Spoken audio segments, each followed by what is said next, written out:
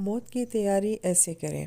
اس کتاب کے مصنف انور غازی اپنی کتاب میں لکھتے ہیں کہ ایک مرتبہ حضرت موسیٰ علیہ السلام نے اللہ تعالیٰ سے پوچھا کہ اے اللہ، آپ لوگوں کو پیدا کر کے مارتے کیوں ہیں؟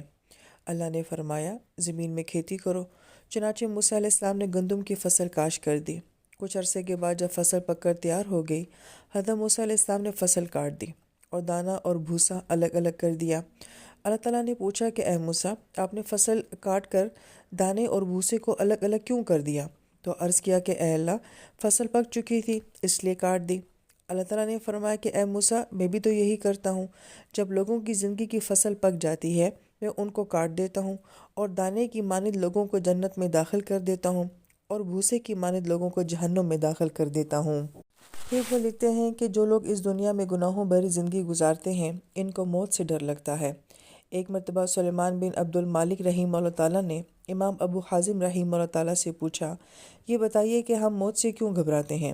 انہوں نے جواب دیا، ہم موت سے اس لیے گھبراتے ہیں کہ ہم نے دنیا کو آباد اور آخرت کو برباد کیا ہے، لہٰذا اس لیے ہم آبادی سے ویرانے میں جانے سے گھبراتے ہیں۔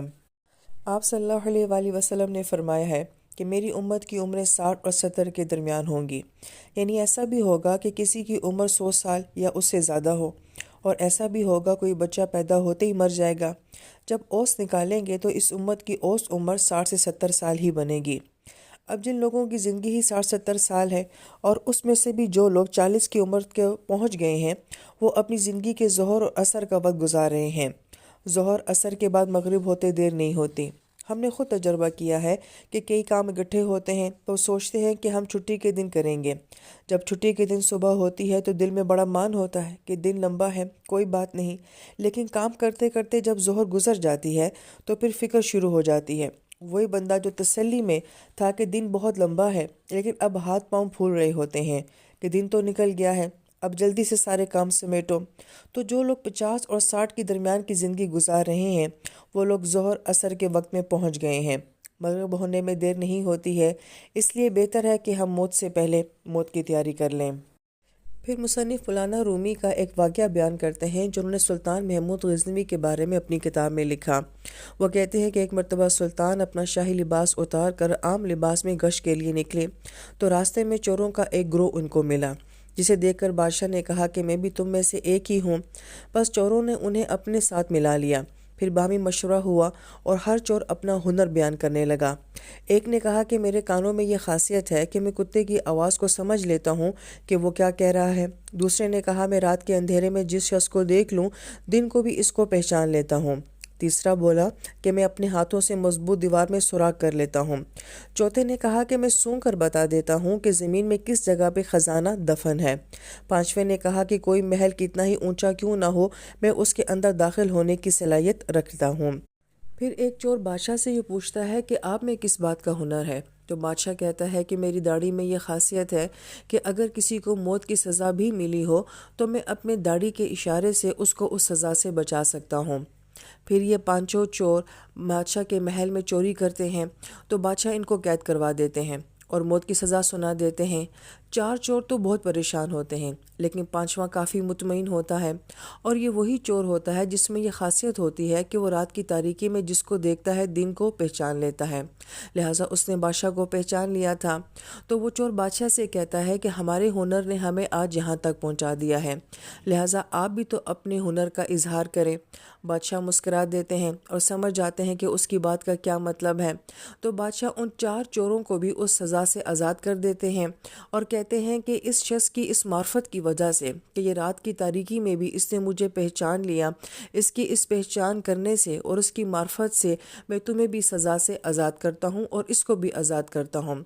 یہاں سے مولانا رومی جو نکتہ بیان کرتے ہیں وہ یہ کہ جس طریقے سے اس چور کی معرفت نے ان چاروں چوروں کو بھی سزا سے بچا لیا تھا، اسی طرح یہ دنیا بھی ظلمت کا ایک گھر ہے، اور اس ظلمت کے گھر میں جو اللہ تعالیٰ کی معرفت حاصل کر لے گا، اللہ تعالیٰ کو پہچان لے گا، وہ اپنے آپ کو بھی بچا لے گا اور اپنے ساتھ اپنے بہت سارے ساتھیوں کو بھی بچا لے گا۔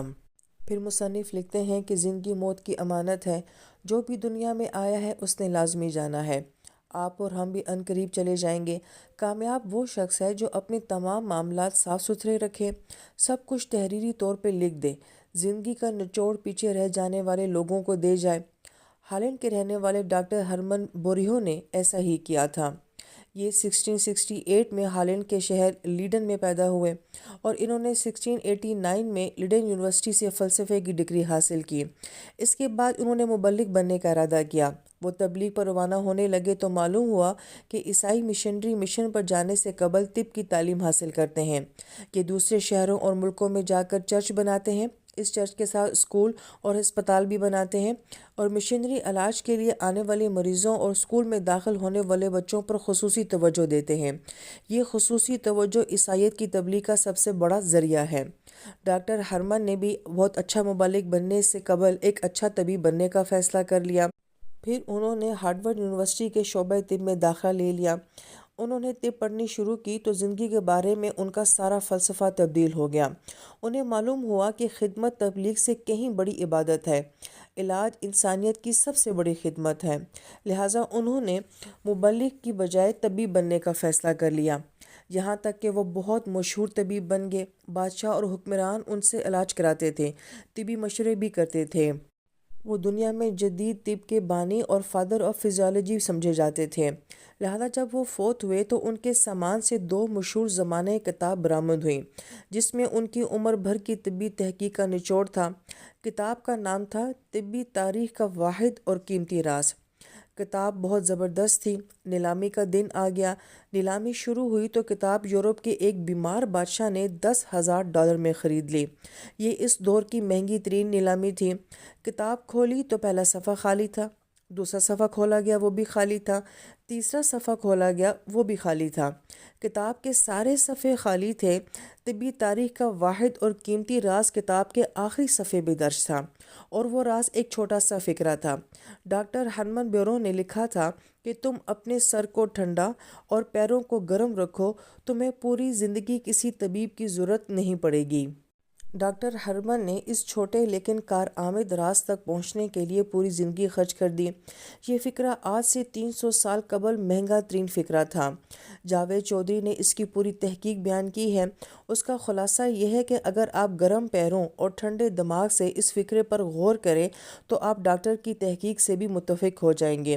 اس فقرے میں افراد، خاندانوں، معاشروں، ملکوں اور قوموں کے عروج و زوال کی پوری تاریخ مل جائے گی۔ کسی شخص کا سر اور پاؤں دیکھ کر اس کے مستقبل کی پیشن گوئی کی جا سکتی ہے۔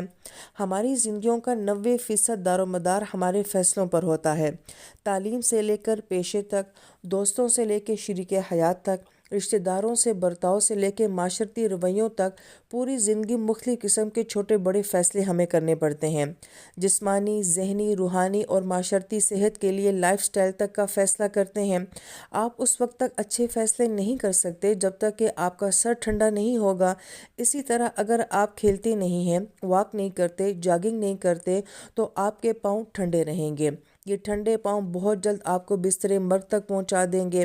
آپ کی باقی زندگی دوا، ڈاکٹروں اور اسپتالوں کے ارد گرد گزرے گی۔ اگر اچھی، معیاری اور بھرپور زندگی گزارنا چاہتے ہیں تو صرف 2 کام کریں۔ دماغ کو ٹھنڈا رکھیں اور خواہ آپ کو اس کے لیے کچھ بھی کرنا پڑے، اپنے پیروں کو گرم رکھیں، روز واک کریں، جاگنگ کریں، سائیکلنگ کریں، تیراکی کریں، ایکسرسائز کریں، خواہ اس کے لیے دہکتے انگاروں پر ہی کیوں نہ چلنا پڑے۔ واک سے آپ کا دوران خون ٹھیک رہے گا، لہو سر سے پاؤں کی طرف آئے گا، صحت اچھی رہے گی۔